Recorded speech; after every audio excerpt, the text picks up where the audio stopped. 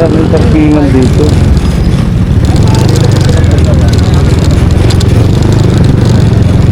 Dito na lang tayo mag-park. Tapos lapad tayo pupunta doon. Right, touchdown tayo.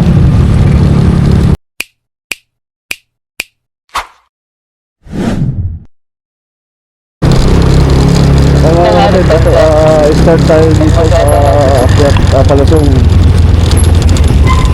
Daanan papunta doon, dahan-dahan lang tayo.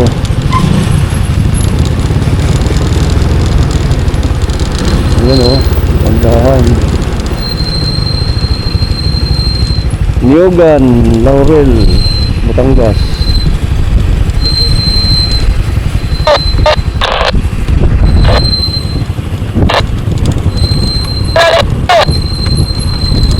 Pitik-pitik lang sa mga preno, sa mga disc brake. Pitik-pitik lang.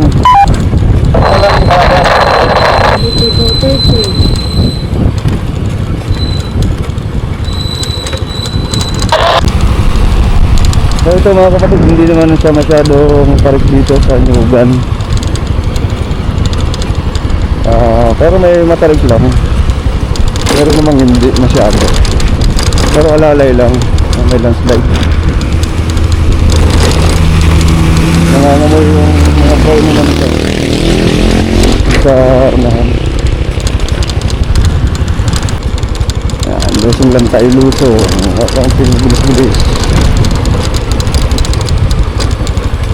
Ayun o, ay, bangin, malalim.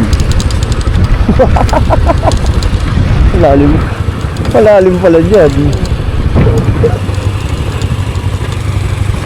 Yan, sige. Ginusto natin to. Oh, huli nung isa oh. Bali wala ang palusong ah. Sabagay, pag mga first time dadaan, kailangan ano lang, danaya.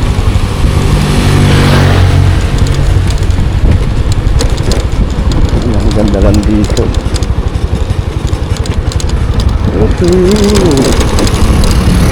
Shout out.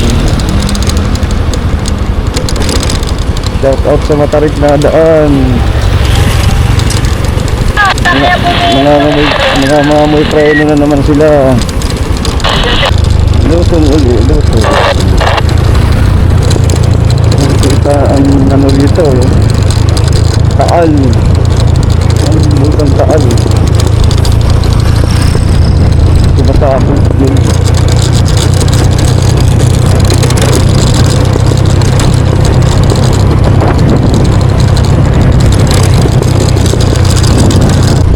Ay, biyahe ulit Palusong.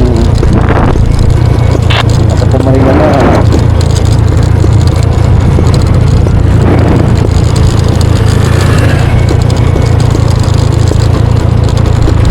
Ito.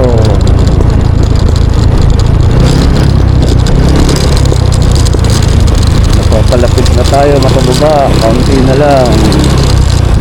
Ano? Natarin na gulay oh.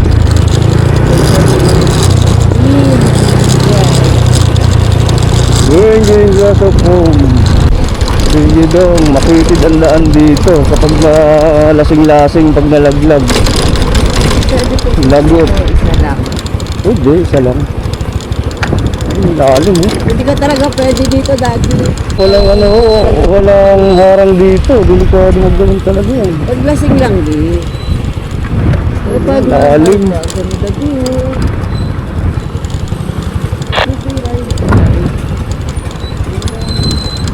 So tayo sa sigsag na, sigsag.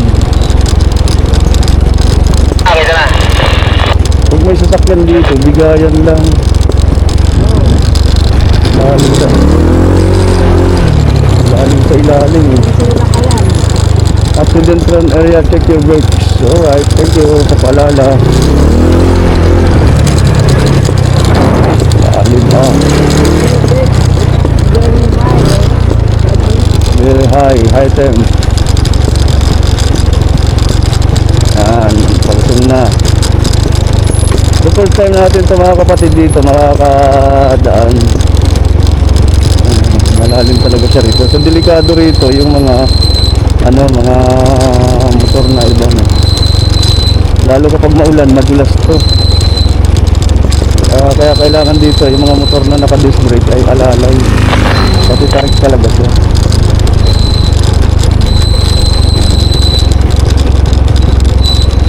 Kailangan talaga kaunting ingat sa mga ibang motorista kung kayo ay dadaan dito sa Niyugan papuntang Laurel. Laurel na pala to, papuntang ano, sa Simbahan ba to?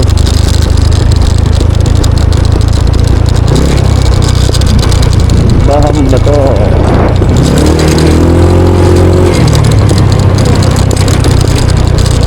Alright, no? Kaunti na lang. Tapos na tayo dito. Ayan, ano na tayo? Laurel. So, Laurel to Kalikaran. Siguro baka may palusong pa rito. Pero tingin ko parang wala na kasi parang pakatag na to.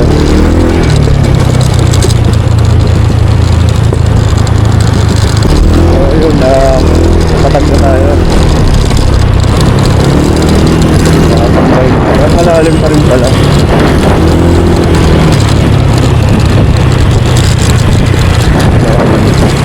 Mataas pa rin.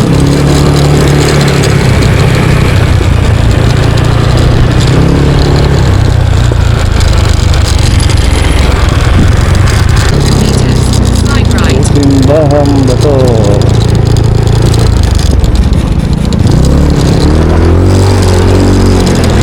Ito sa ating kalikod.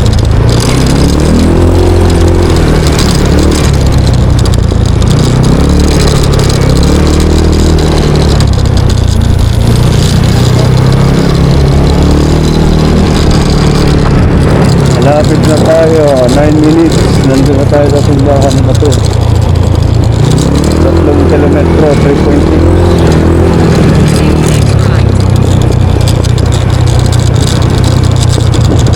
Alright. Sino tayo? Papuntang simbahan ba to? Pasado pa pala bro. Meron na sila mga kapilapin.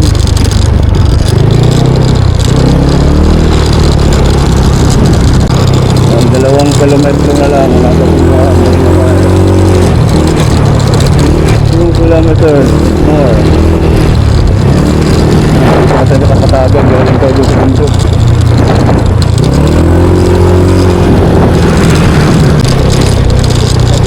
Tulong lang po para sa operasyon. Para sa operasyon.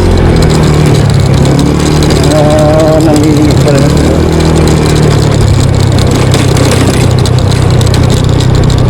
Load capacity 6 tons.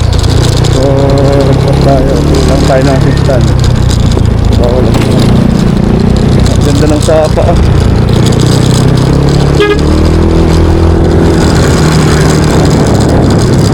Bato. Malalaman natin yung simbahan ba to kung maganda ang kanyang pagkabato.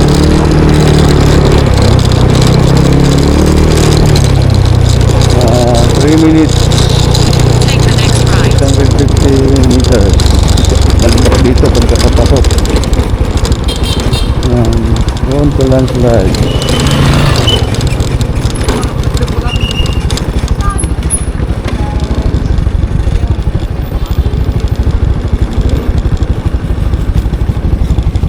Stop over.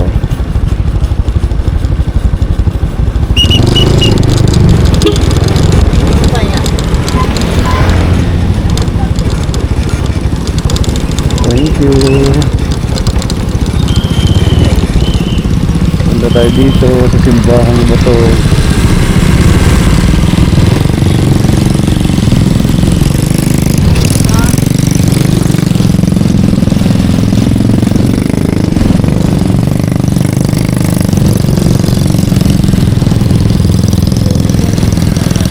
Ay mga kapatid, kapag kalinggo pala, madami din napunta.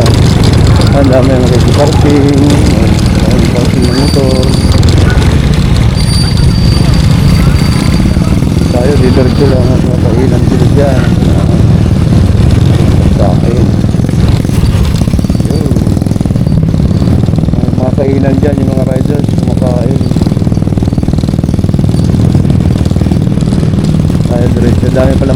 parkingan din dito. Yan ang kagandahan dito sa lugar na to.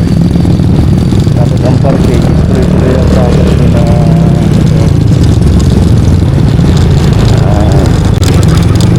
maraming parkingan dito.